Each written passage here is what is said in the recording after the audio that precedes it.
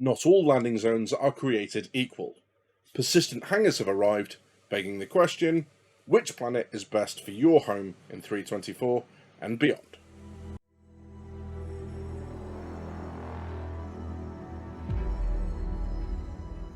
This is not an easy question to answer. Persistent hangars give us reasons to set up shop at a major landing zone. Not only can we make these locations our own, we can unload and load cargo in a secure setting. But there are as many considerations with landing zones as there are people to talk about them. For the purposes of this video, I'll just be looking at things that relate directly to persistent hangars to help you make the best choice for 324. First off, let's take a look at the two types of hangar coming in this patch. Selfland is an industrial style hangar, present at Area 18 and Loreville. The differences are mainly aesthetic, so it's all going to come down to taste, but generally speaking, the walkways around the ship elevator in Selfland hangars are narrower, with less space to make a persistent mess. Aeroview hangars are a cleaner style at Orison and New Babbage. They have wider walkways around the outside of the elevator, and these neat little storage areas for you clean freaks.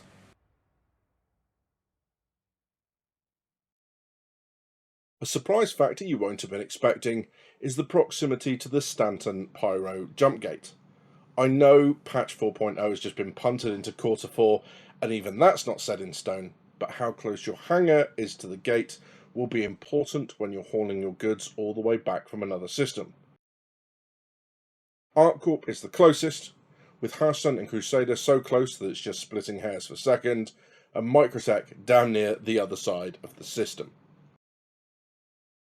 The board is set, the pieces are laid. Let's take a look at each of the planets.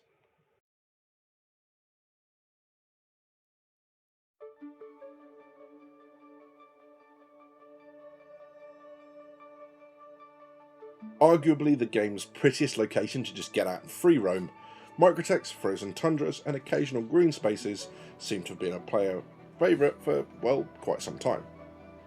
One of the things I like about it is that its spaceport is really easy to find from above, and the transit system's a loop, meaning if you get on a train, you'll get to where you're going eventually. Add to that the fact that there's a shop and hospital right outside the hab. As long as you remember to grab what you need, you can take it straight to the spaceport. Traders looking for credits to jumpstart their commodity empires have Ghost Hollow close by with its credit printing mission. In fact, as missions go, New Babbage is one of the best locations going. As well as that, you have a jump town location in the Xenothread event, and the planet also has those distribution centres ready to go. Given that we've seen footage of cargo being taken from these locations, the short journey back to your secure storage is likely to be important to some. Now, I'm not going to go through every weapon and armour set in the game. These are very personal choices, so I'm just going to cover the types for each location. None of the landing zones on this list have LMGs, but the good news is that every other weapon is available at New Babbage, at least the weapon type, plus all three types of armour, light, medium and heavy, or 20, 30 and 40% damage reduction. I wouldn't be surprised to see Microtech lose its top spot as a landing location. Being furthest from the Pyro jump gate will likely put many people off, and it's also got significant travel times to every other location in the system that isn't Hurston. Having separate locations for the shopping, then the hangar, and the hospital increases your travel time if you forget to pick up supplies when you first spawn in, and it wins the award for the most irritating voice line in the entire game, where creative innovation meets innovative creativity. I mean, what even is that? The key issue here for me is travel times though, because whilst we've been limited to Stanton, it hasn't really been an issue, but for those wanting to bring their stuff back from Pyro, New Babbage might just be a jump too far. For this reason, it's going to be my second pick for hangar locations.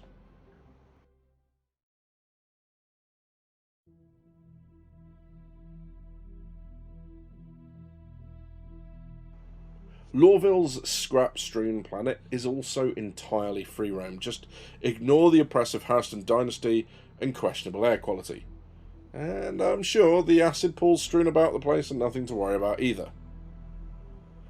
Having recently undergone a major facelift, Loreville also benefits from a spaceport that's easy to identify for any incoming traffic.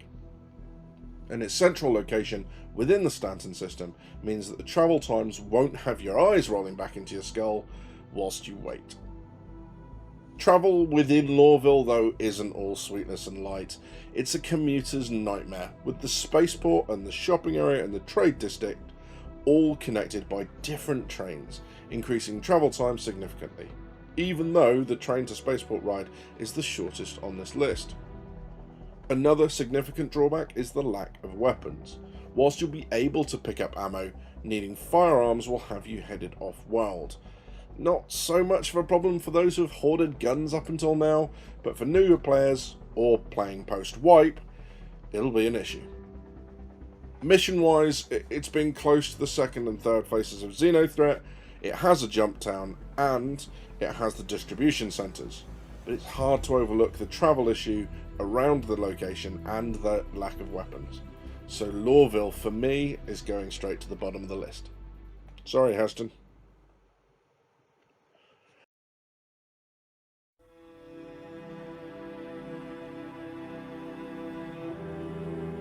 Undoubtedly the prettiest location in the game right now, Crusader Industries' City in the Clouds, often ends up being my home location just for its looks, especially since travel time to get out of orbit was reduced and the performance increased.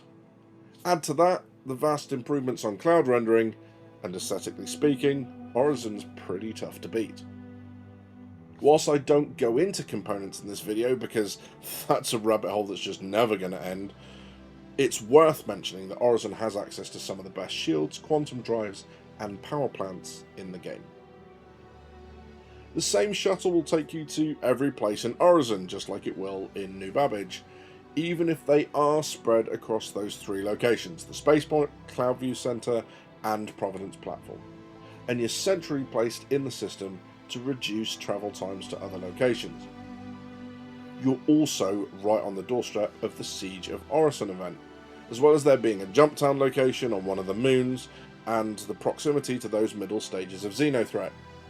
But currently there are no distribution centres, and it's hard to see there being any of those for quite some time, as they're going to need significant modification to match the aesthetic. And that's even if they're coming to Crusader at all. The spaceport isn't always easy to identify for ships attempting to land, and although it has been reduced, the time to get out of orbit can still be off-putting for a lot of people, and if you're not running top-of-the-line gear, performance can still be a bugbear.